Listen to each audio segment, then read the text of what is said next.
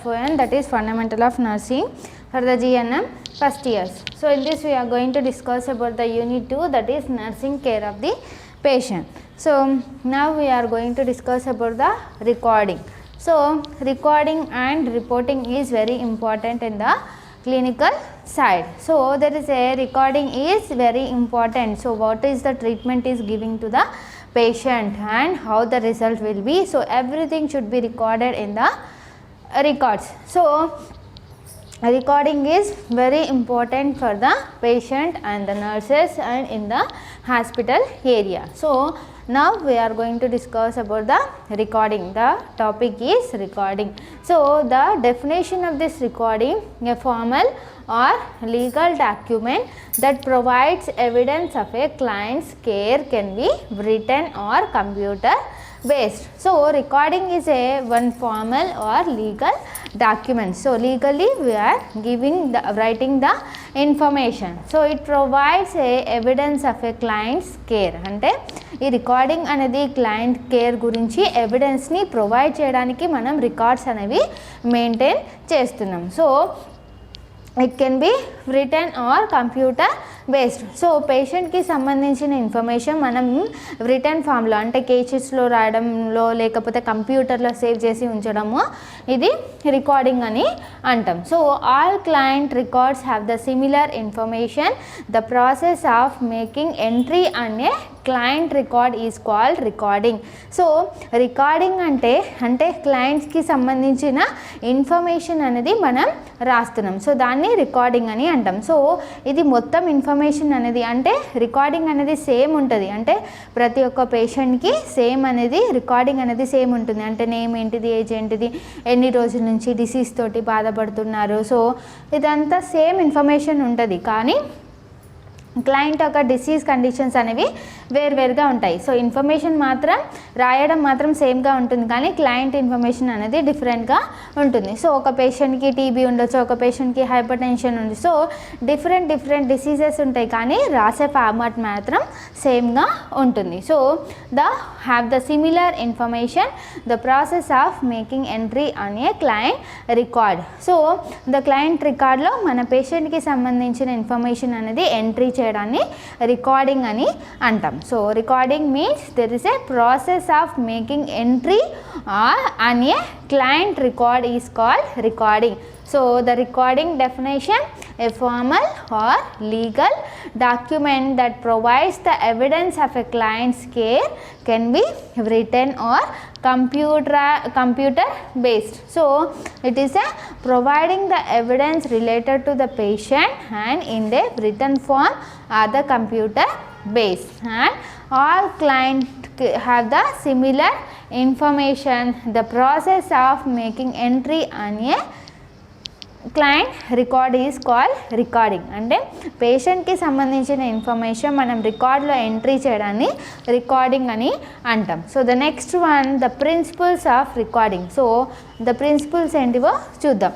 So first one, clinical recording is a legal document and it essential that they should be written clearly, accurately. So మనం పేషెంట్కి ఏం treatment ఇస్తున్నామా అని మనం record అనేది maintain చేయాలి. So it is a legal document. అంటే ఎవరైనా వచ్చి అడిగినా కానీ మనం చూపించడానికి మన దగ్గర ప్రూఫ్ ఉండాలి. సో పేషెంట్కి ఈ ట్రీట్మెంట్ ఇచ్చినాం, సో ఇదంతా ఇచ్చిన తర్వాత ఈ విధంగా రిజల్ట్ ఉంది. So everything should be clear and accurately. So there is a clinical recording is legal document. So legal ga manam recording anedi cheyali. So it is essential that she should be written clearly, accurately. So information edaithe untodo adi clear ga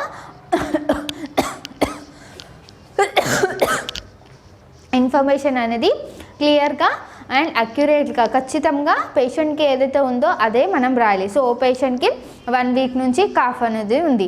so అదేవిధంగా మనం return ఫామ్లో రికార్డ్లో maintain చేయాలి. అంటే ఖచ్చితమైన information పేషెంట్కి సంబంధించి ఏ విషయమైనా క్లియర్గా ఉండాలి, అక్యురేట్గా ఉండాలి.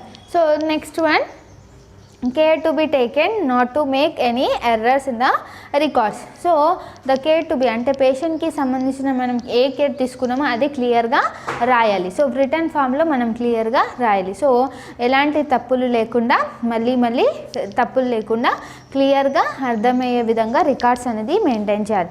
So the next all records should B return chronological order has to date and time.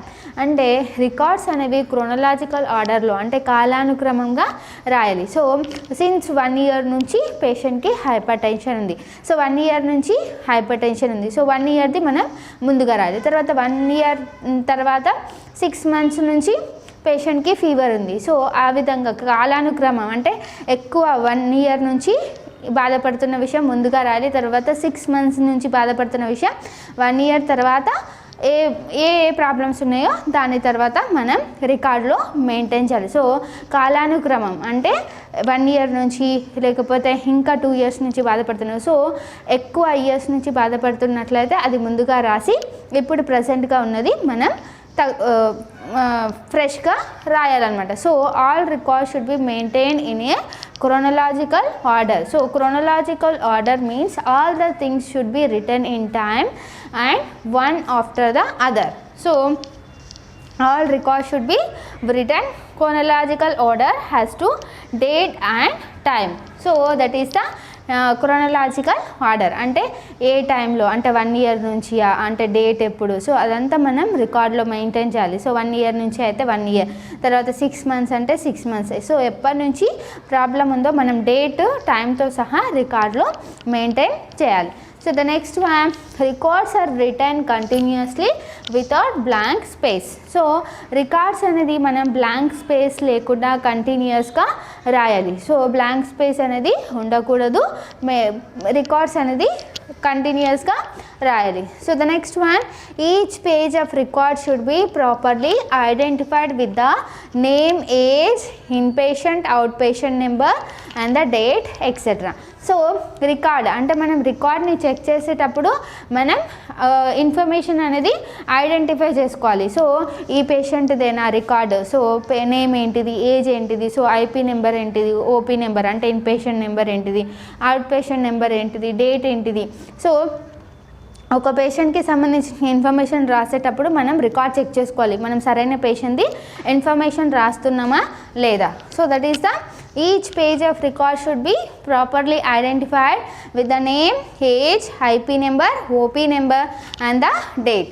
So the next one, record should be truthful and brief and the complete. So record అనేది బ్రీఫ్గా ఉండాలి, అంటే మనం ఎక్కువగా ఇన్ఫర్మేషన్ అనేది అనవసరమైన information అనేది ఉండకూడదు, ఓన్లీ అవసరమైన ఇన్ఫర్మేషన్ మాత్రం బ్రీఫ్గా రాయాలి. అదేవిధంగా రికార్డ్స్ అనేది కంప్లీట్గా ఉండాలి, ట్రూత్ఫుల్గా ఉండాలి, అంటే పేషెంట్కి సంబంధించిన ఇన్ఫర్మేషన్ కాబట్టి అది కరెక్ట్గా ఉండాలి. So that is the record should be truthful, brief and the complete. Next one, it should be all services given to the patient and the observations made on the patient from day to day, the results of treatment etc. So it should be all services given to the patient. So మనం పేషెంట్కి ఏమైతే care ఇచ్చినామో, మనం పేషెంట్ని observe అంటే treatment ఇచ్చిన తర్వాత patient ఏ విధంగా ఉన్నాడు రిజల్ట్ని మనం అబ్జర్వేషన్ చేయాలి. సో అవన్నీ చేసిన తర్వాత అవన్నీ రికార్డులో మనం మెయింటైన్ చేస్తున్నాం, అంటే day to day and results of treatment. అంటే డే టు డే మనం పేషెంట్కి ఏం కేర్ ఇస్తున్నాం, అంటే ఏం ట్రీట్మెంట్ ఇస్తున్నాం, ట్రీట్మెంట్ ఇచ్చిన తర్వాత పేషెంట్ యొక్క కండిషన్ ఏ విధంగా ఉంది, అంటే రిజల్ట్ ఏ విధంగా ఉంది, పేషెంట్ క్యూర్ అయిందా లేదా అని చేయడానికి మనం రికార్డ్స్ అనేది మెయింటైన్ చేయాలి. So that is the records. So the next one is the types of records. So in these types of records there is outpatient and the inclined records. So outpatient client and inpatient records. So the outpatient department means there is a OP department. So the OP department there is a outpatient. So the patient will not admitted in the hospital, only OP basis he will come for the consultation. So that is the outpatient record. So outpatient record and there is a maintaining the age. So in the outpatient record, recording the age, sex, name and patient condition, so how many days from the patient is suffering with the so and so disease. So everything will be discussed in the outpatient record. So out patient record అంటే patient హాస్పిటల్లో admit అవ్వడు, consultation మాత్రమే ఉంటుంది. So out patient డిపార్ట్మెంట్లో పేషెంట్కి సంబంధించిన information అంటే name, age, occupation ఏంటిది, so బయోగ్రఫిక్ data అన్ని కలెక్ట్ చేసిన తర్వాత ఏమైనా అతను ప్రాబ్లం అనేది ఎక్స్ప్లెయిన్ చేస్తారు డాక్టర్కి. చేసిన తర్వాత ఇన్వెస్టిగేషన్స్ కానీ లేకపోతే ఏ విధమైన మెడికేషన్స్ కానీ రాయడం. సో ఇది అవుట్ పేషెంట్ రికార్డులో మనం మెయింటైన్ చేస్తాం. సో ఇన్ క్లయింట్ రికార్డ్స్ అంటే పేషెంట్ అడ్మిట్ అయిన తర్వాత మనం రికార్డ్స్ అనేది మెయింటైన్ చేయడం. అంటే పేషెంట్కి సంబంధించిన ఇన్ పేషెంట్ అంటే పేషెంట్ వార్డులో ఉన్నప్పుడు మనం ఏం ట్రీట్మెంట్ ఇచ్చినాం, పేషెంట్ కండిషన్ ఏంటిది, ఏమేమి మెడికేషన్స్ ఇస్తున్నాం. So everything will be recorded in the in client records. So after the admission we are maintaining the records, that is the inpatient records and the outpatient record. In the outpatient department we are maintaining the records. So that is the outpatient and inpatient records. The next one, nurses recording. So nurses recording is very important for the patient. So nurses recording is the what are the care should be provided to the patient and how the result will be. So we should explain in the nurses records.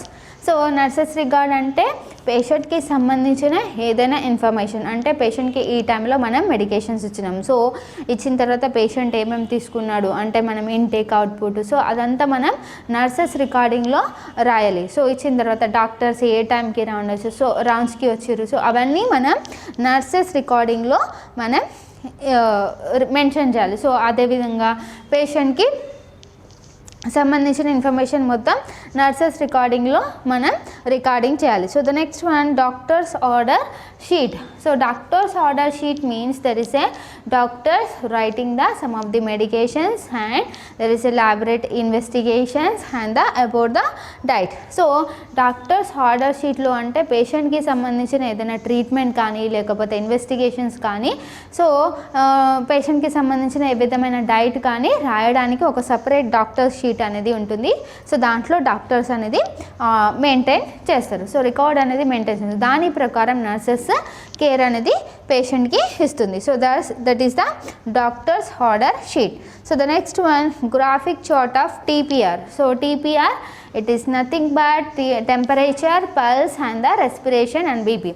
So there is a graphic charts of TPR, that is temperature, pulse and the respiration. So the nurse should maintain the TPR chart. అంటే పేషెంట్కి temperature ఏ విధంగా ఉంది, నార్మల్గా ఉందా, race అవుతుందా లేదా అని మనం చెక్ చేస్తూ అదన్నీ రికార్డింగ్ చేసుకోవాలి. అదేవిధంగా పల్స్, రెస్పిరేషన్ అండ్ బీపీ.